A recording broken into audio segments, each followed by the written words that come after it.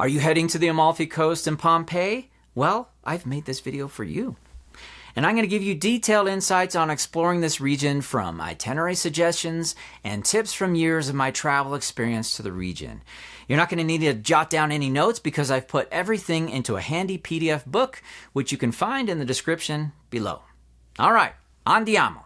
Let's begin our journey to the Amalfi Coast and Pompeii.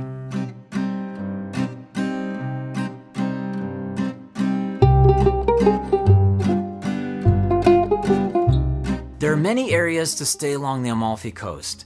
I like staying in Sorrento because it's easy access to the rest of the coast and the island of Capri. However, you might find a more charming location somewhere else on the Amalfi Coast, perhaps in the countryside. So, really depends on what you're looking for.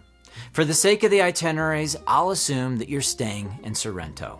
You could spend the first half day exploring Sorrento, famous for its lemons and lemon products.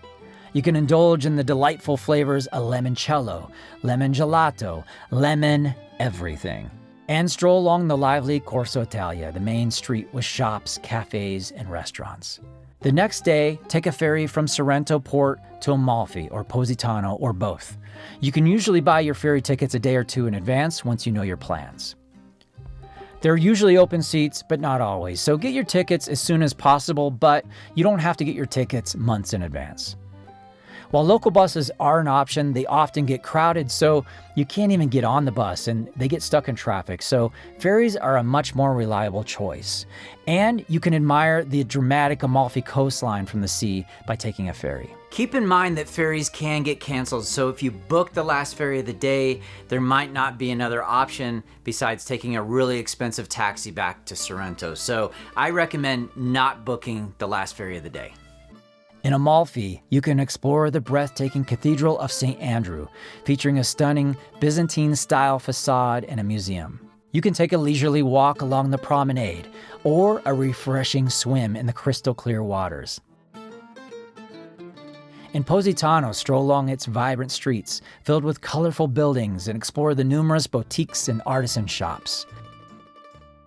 You can visit the famous Spiagge Grande and dip in the turquoise waters. In fact, there are a few great beach options here, which I'll describe in the PDF. If you're up for a hike, head to the town's high point for fantastic coastline views. On another day on the Amalfi Coast, I highly recommend a day trip to the captivating island of Capri. Getting there is easy. You can hop on a public boat from Sorrento, or you can opt for a more luxurious experience by booking a private boat ride. You can explore the island several ways. You could take a bus, you could take private taxis around the island, or you can even ride a Vespa for an adventurous experience.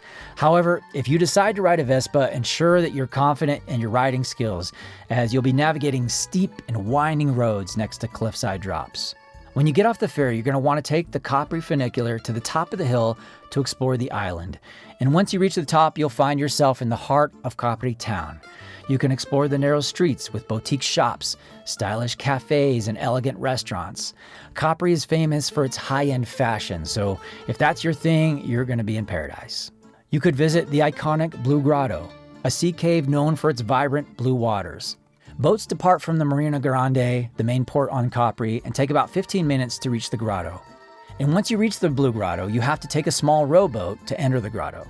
So definitely ask for wait times because you don't want to spend your entire day in Capri just going to the Blue Grotto.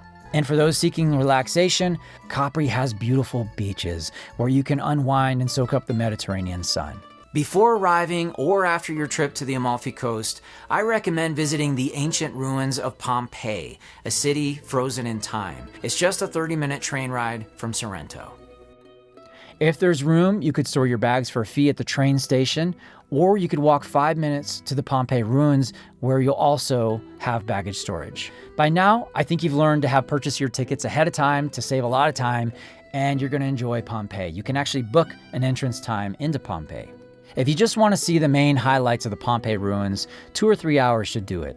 Some people might need to spend 4 to 6 hours. It really depends on the person. Just keep in mind that the earlier you go in the day, the less busy it'll be, and also that it's out in the open, so you want to have some sunscreen and some water. I hope this video has been helpful to plan your trip. Please remember to check out my ebook in the description below for insights on this and other destinations across Italy. I'll be adding new countries and new guides and new content to the channel, so I highly encourage you to subscribe if you'd like to be notified when I do. And if you found this video to be helpful, I would really appreciate a thumbs up below.